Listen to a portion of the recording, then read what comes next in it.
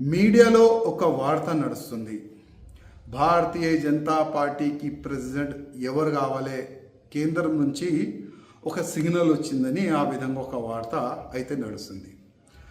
నా అభిప్రాయం వ్యక్తిగతంగా ఏంటంటే, భారతీయ జనతా పార్టీ ప్రెసిడెంట్ ఏ విధంగా ఎన్నుకోవాలంటే, బూత్ కార్యకర్త నుంచి సీనియర్ అధికారుల వరకు, సీనియర్ అధికారుల నుంచి పార్టీ యాక్టివ్ మెంబర్ వరకు అందరు కూడా ఓట్ వేసిన తర్వాతనే భారతీయ జనతా పార్టీ తెలంగాణ ప్రెసిడెంట్ డిక్లేర్ అయితే చాలా బాగుంటుందని నేను వ్యక్తిగతంగా అనుకుంటున్నాను. ఎందుకంటే గతంలో చాలా వరకు ఏ విధంగా వార్తలు నడిచిందంటే, ఇది నా మనిషి, ఇది నీ మనిషి, ఈ నా మనిషి నీ మనిషి వల్ల పార్టీ సర్వనాశనం అయింది. అట్లాంటి కావద్దు.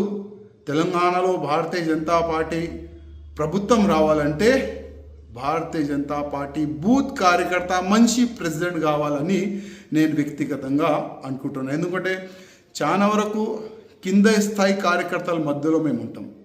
కింద స్థాయి కార్యకర్తలు ఆలోచన ఏ విధంగా ఉంటుంది, ఎందుకంటే ఆ కింద స్థాయి కార్యకర్తల వల్లనే వాళ్ళు పని చేసినందుకే ఇవాళ 8 మంది ఎమ్మెల్యే మనం తెలంగాణలో గెలిచినాం.